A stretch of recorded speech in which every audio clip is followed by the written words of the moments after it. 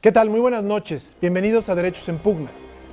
El cierre del año ha venido con una fuerza inusitada, por lo menos en lo que toca a nuestros poderes judiciales y por lo que toca al ámbito político y social. Una serie de reformas de la mayor trascendencia han sido aprobadas, muchas de manera muy contradictoria, muchas al vapor, que implican unas transformaciones muy importantes y de fondo a lo que hasta hoy es nuestra Constitución y nuestra construcción política y social. El día de hoy vamos a hablar de una muy importante, la reforma política, y de qué manera esta afecta los derechos que tenemos justamente de participación y de representación. Bienvenidos.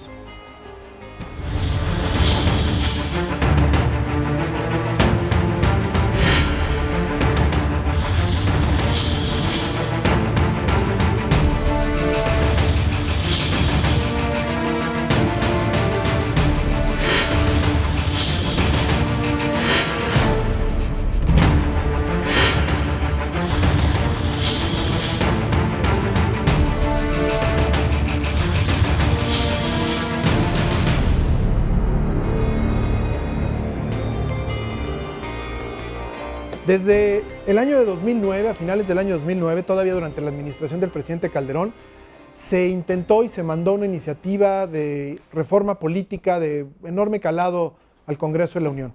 Esta sufrió muchas tardanzas, se discutió, se le agregaban cosas, cada partido ponía lo que quería, lo que no, y finalmente el año pasado se aprobó una reforma política importante para el país.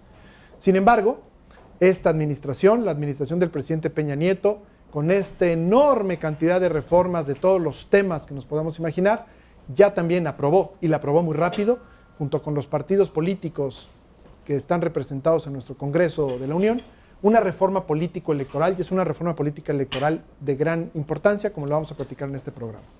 Para platicar justamente de eso, la verdad sí, lo anticipaba la conductora del Noticiero Estelar, tengo invitados de lujo y me da un enorme honor presentárselos. Está con nosotros en el programa la doctora María Marván Laborde, quien actualmente se desempeña pues ni más ni menos como consejera presidenta del Consejo General del Instituto Federal Electoral. María, es un privilegio que estés aquí conmigo. Muchas gracias. El gusto es mío. Muy buenas noches a todos. Debo añadir que la carrera, tanto pública como también académica, de la doctora Marván es muy importante y de una enorme experiencia. Y además de María Marván, está con nosotros un amigo, un analista de primer nivel, dedicado, consagrado justamente a la academia, que es el doctor Carlos Bravo Regidor, quien se desempeña como profesor investigador del Centro de Investigación y Docencia Económica, del CIDE, en la División de Estudios Políticos, que si no me equivoco así se llama, es que luego cambian las denominaciones. Carlos, bienvenido. Muchas gracias por la invitación, buenas noches al auditorio. Pues platiquemos a nuestro auditorio, la reforma político-electoral. Digo yo que se cambiaron cosas muy importantes de nuestra estructura política. ¿Las enumeramos para empezar nuestra discusión y para empezar a entrar en calor? Muy bien. A ver, creo que lo primero que habría que enumerar, evidentemente, es la transformación sustancial que va a recibir, que va a sufrir la organización de las elecciones en México, en donde tradicionalmente el ámbito federal se encargaba de todos los puestos federales y el ámbito local, pues cada estado de lo propio. Ahora se presenta una fusión, llamémosle así, en términos de instituciones, en términos de facultades, en términos de obligaciones, en donde hay poca claridad entre qué es lo que va a ser esta nueva autoridad nacional. Que ya no es federal, se transforma en nacional, cosa que llama la atención en un estado federal, ¿no? De entrada.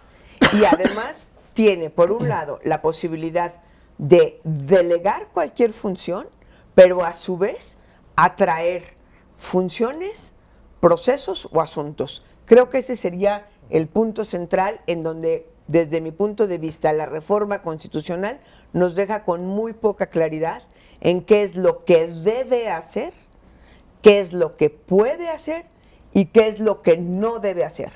Y todo se centra en el poder hacer o no poder hacer, con la consecuencia grave de que pues siempre en este tipo de situaciones, cuando se está arbitrando una contienda política, pues si no hay una claridad en el derecho, siempre va a ser cuestionable el hacer o dejar de hacer de la autoridad, porque un partido va a pedir una cosa y el oponente lo contrario. Los abogados llamamos esto principio de legalidad, que las facultades tienen que ser ciertas, expresas de qué le toca a cada autoridad, y esa autoridad no puede moverse un ápice, ni para inventar ni para dejar de hacer. Ahora, este es uno de los primeros y más importantes cambios de esta reforma.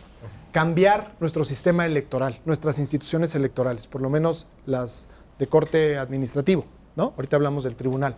Pero yo preguntaría, Carlos, desde 1990 el país ha presumido verdaderamente, le costó mucho trabajo y mucho dinero construir este sistema, construir al IFE, al famoso IFE, que yo creo que todo ciudadano lo conoce, porque además una de las características del IFE es que era quizá una de las mayores conquistas de la ciudadanía. Era un órgano que tenía en muchas de sus etapas y fases a la ciudadanía actuando y operándolo. ¿Qué pasa con esto?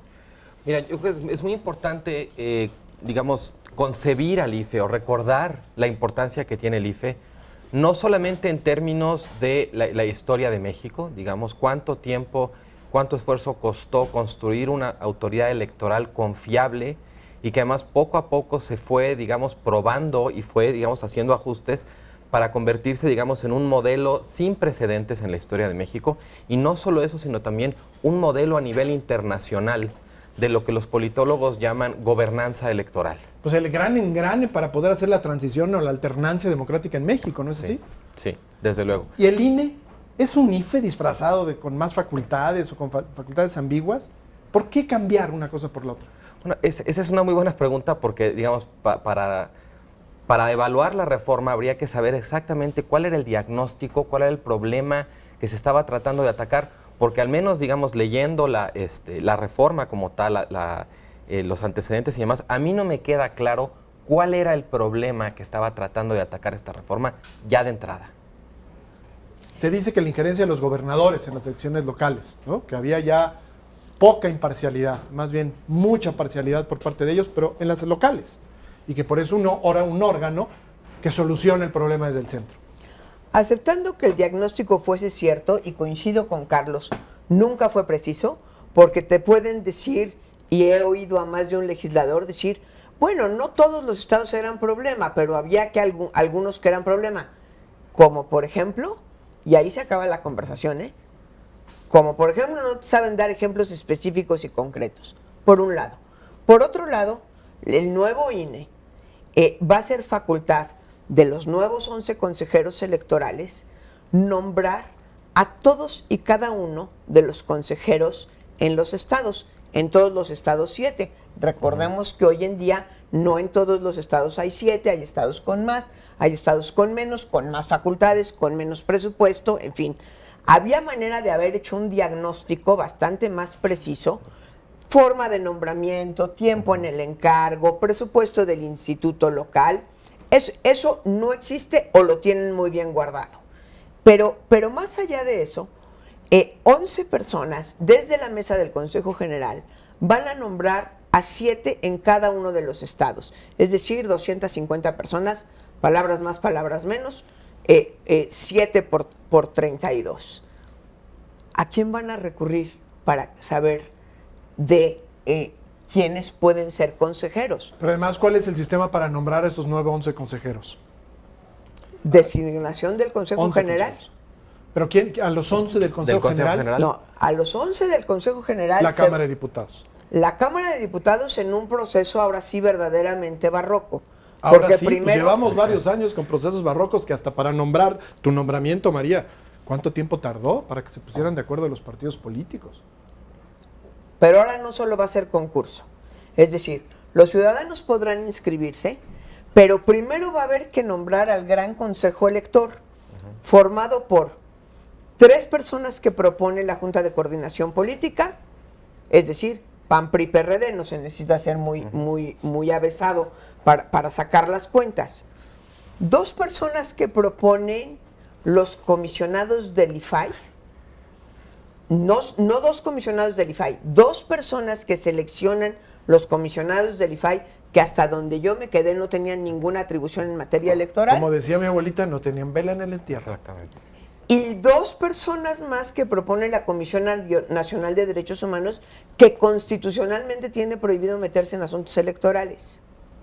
Y con eso conforman un gran cuerpo elector de 7 hombres, mujeres, sabios, prudentes, inteligentes, creo que no se dice inteligentes, que entre los 7 puedan elegir a 55 candidatos, 5 por cada puesto, para entregarle una lista de 55 candidatos, pero eso sí separados en 11 cuadritos, digamos, en 11 grupos, para que de esos 11 grupos pueda la Junta de Coordinación Política elegir a uno de cada uno de esos 5. No quiero pensar lo que va a hacer esto. Y los ciudadanos, olvidados. Bueno, y una innovación, digamos, adicional es Cuéntamela, pero vámonos primero a un corte. Muy bien. Que ahora ya...